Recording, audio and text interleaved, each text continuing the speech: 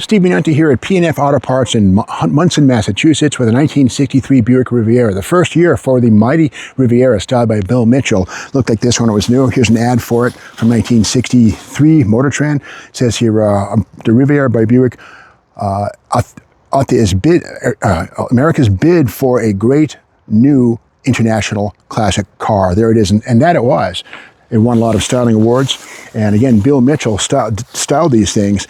And there were 40,000 of these cars built, and the cost was $44,385, which was $133 more than a 63 Stingray, which is equally exotic. But again, $133 more than a 63 Stingray Coupe.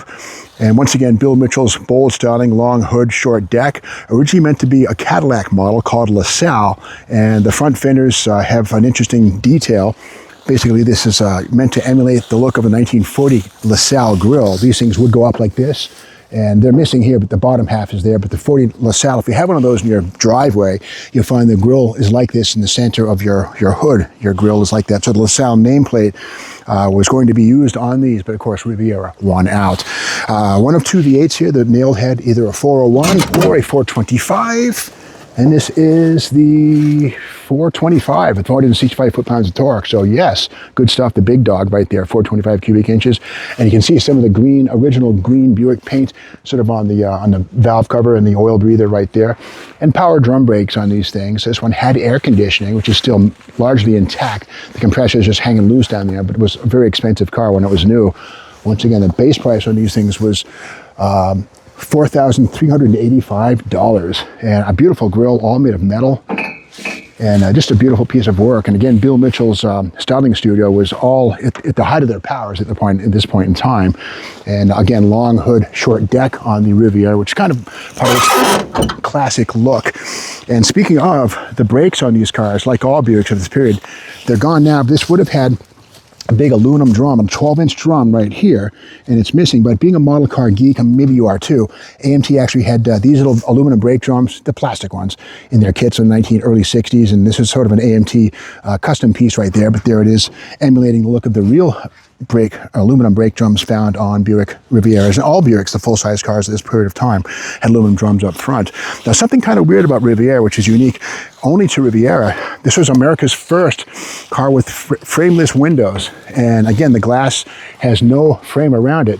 So as a result, putting these things together on the assembly line was time-consuming and problematic. So the door skins on these cars are bolt-on, and it doesn't weld as bolt-on, which makes it easier to fix in a crash situation. But with that said, it also made it way easier for the assembly line people to install the power window lift and stuff. And here's the inner structure here, but again, without a frame or a surround around the glass window there, it would have been really problematic to make this go up and down. But again, America's first vehicle with frameless side glass right there.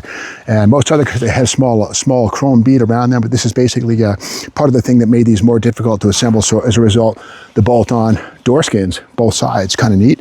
And again, the long hood, short deck. We see the deck here. And at the back, of course, once again, we have large fin drums, but they're cast iron, they're 12 inches, and dual exhaust on these cars. And these did ride body on frame with a special X frame just for the Riviera. Again, the X added a lot of rigidity to these cars. And kind of a neat thing, but they do have LeSabre underpinnings. The front and rear suspensions are LeSabre stuff, but 3 inches narrower than a LeSabre. And here's the trunk here, and inside a lot of cool stuff. And this car was originally, it looks like sort of a dove gray, I would say dove gray metallic, something like that, a very subtle and tasteful shade. And here's the other door skin from the passenger side. You can see it right here. Okay, so the glass is still in this one. Okay. Yeah, so there's the skin, and once again, here's the door glass, and notice how it does not have a bead of chrome around it. So again, that made it kind of problematic to install on the assembly line. With that said, it solved the problem of having bolt-on door skins. Kind of cool. And always dual exhaust on these things, always a 4-barrel. Here, yeah, okay, I was talking about the grill, the fender extensions on this, and here's one of them right here. And if you have a 40 LaSalle, this is basically what your grill looks like right here, but in miniature scale.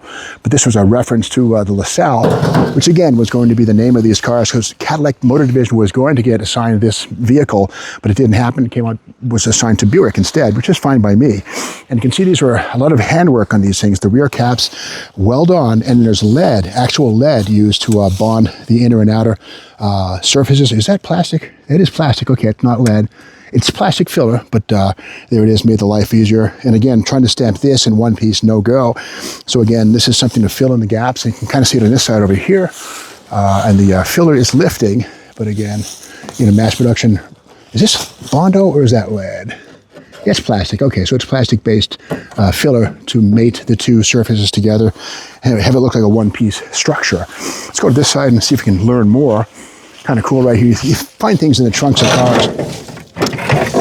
This was once part of it's an open air cleaner, probably from an aftermarket thing, probably on a flathead V of some kind, maybe one or two or three of these things on top of Stromberg 2 barrels, and once chrome plated, but not anymore. It's not chromed anymore, but cool stuff. Just going to the junkyard, it's got a classroom as much as it is a museum, but cool stuff. Bucket seats, front and the rear has a divided bench, and again, console shift, automatic only. There's no 4-speed Rivieras. It would have been cool, but never happened at this point in time. And this is where the power antenna would live, right here.